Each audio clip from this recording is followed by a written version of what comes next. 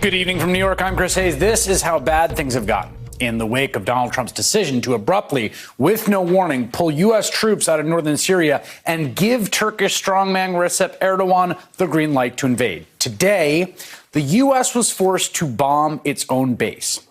Here's how the Wall Street Journal described it. Our military, quote, carried out airstrikes to destroy the Syrian headquarters of the American campaign to destroy ISIS after rapidly pulling Americans from the base. We bombed our own headquarters in the fight against ISIS because they were about to be taken over by Turkish-backed forces.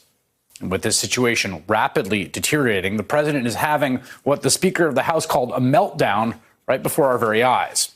Trump went before the cameras today to offer up a series of completely nonsensical and incoherent defenses for his decision to abandon U.S. Kurdish allies in the fight against ISIS. Trump insisting the Kurds are, quote, no angels, that Kurdish militants are actually worse than ISIS in many cases, and that it does not really matter at all, one way or the other, what happens in northern Syria because people have been fighting there for a long time and, quote, they've got a lot of sand over there. So there's a lot of sand there they can play with.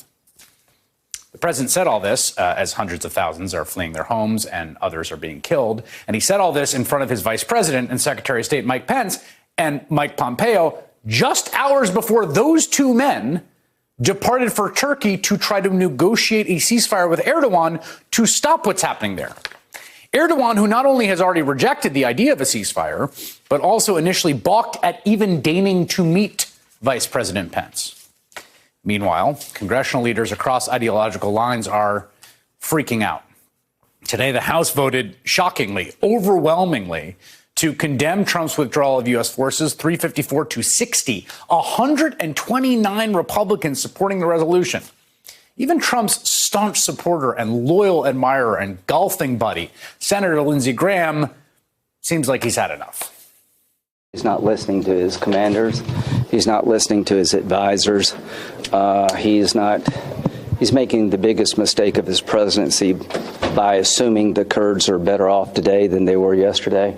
That is just unbelievable. After the House vote, congressional leaders went to meet with Trump at the White House's invitation. And that turned into, by most accounts, a meltdown, an absolute debacle. Listen to the shell-shocked account of Speaker Nancy Pelosi and Senator Chuck Schumer and Congressman Steny Hoyer just minutes after they walked out of that meeting. He was insulting, particularly to the Speaker. She kept her cool completely, but he called her a third-rate politician. He said that there are communists involved and you guys might like that. He said the communists are taking over. Some of ISIS were communists, and you would be happy with that. That might make you happy. That might make you happy. A little bit later on Capitol Hill, Pelosi added this.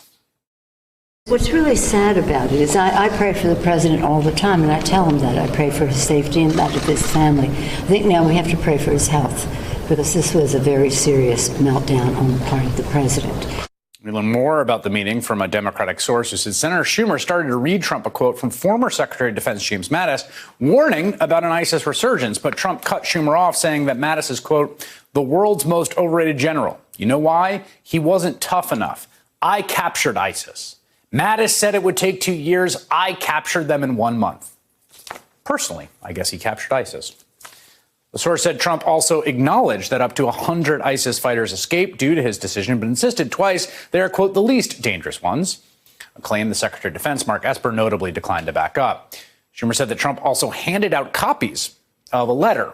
He said, the president said he sent to Erdogan a week ago. That's 3 days after Trump had that phone call in which he gave Erdogan the green light to invade. A senior Democratic aide said Trump bragged about the letter, which Erdogan appears to have completely ignored since he went ahead and did it anyway. It was released first by Trish Regan of Fox Business. I'll read part of it. Quote, Dear Mr. President, let's work out a good deal. You don't want to be responsible for slaughtering thousands of people, and I don't want to be responsible for destroying the Turkish economy, and I will. There's more in that tone. History will look upon you favorably if you get this done the right and humane way. It will look upon you forever as the devil if good things don't happen. Don't be a tough guy. Don't be a fool. I will call you later. Hey there, I'm Chris Hayes from MSNBC. Thanks for watching MSNBC on YouTube. If you want to keep up to date with the videos we're putting out, you can click subscribe just below me or click over on this list to see lots of other great videos.